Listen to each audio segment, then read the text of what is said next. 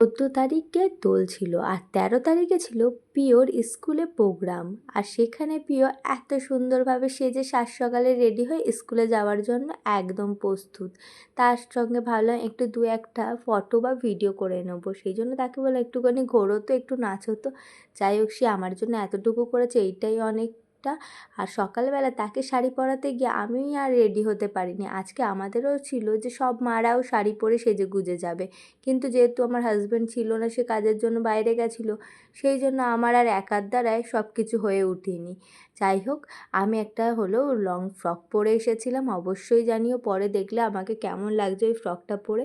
আর এদিকে আমরা দুই বান্ধবী যা হলো চুড়িদার পরে গেছিলাম। আর এদিকে দেখো, আমাদের দোল খেলা দেখে তাদেরও দোল খেলতে ইচ্ছা করলো, তাদেরকে আমরা ছেড়ে দিয়েছি তোমরা তোমাদের মতন খেলো, কিন্তু একটু চোখে চোখে রেখেছিলাম। তারা স্কুলে প্রচণ্ড দোল খেলেছে, মানে আবির খেলা নিয়ে মেতেছিল, কিন্তু তাদের ওইটাও পোষায়নি, তারা বাইরে এসে আবার শুরু করে দিয়েছে। আর এইদিকে আমাদের দুই বান্ধবীর তো মনে হচ্ছে যে একদম আবির খেলা শেষই হচ্ছে না, দুজনে একটু রিলস বানাচ্ছি, ফটো তুলছি, এই করছিলাম। আর এইদিকে আর একটা রিলস বানানোর জন্য আমাদের পাগলামও শুরু হয়ে গেছে। অবশ্যই জানিও তো, সব বান্ধবীরা এক হলে কি করো, আমরা তো পুরো পাগল হয়ে যাই, কি করব বুঝতে পারি না। কখনো ভিডিও করি, কখনো ফটো তুলি, এই হয় আমাদের মধ্যে, বাচ্চা হয়ে যায়। আর তারপরের দিন দোলের দিনকে রেলি বেরিয়েছিল। তোমরা জানো বোলপুরে এটা প্রত্যেক বছরই হয়।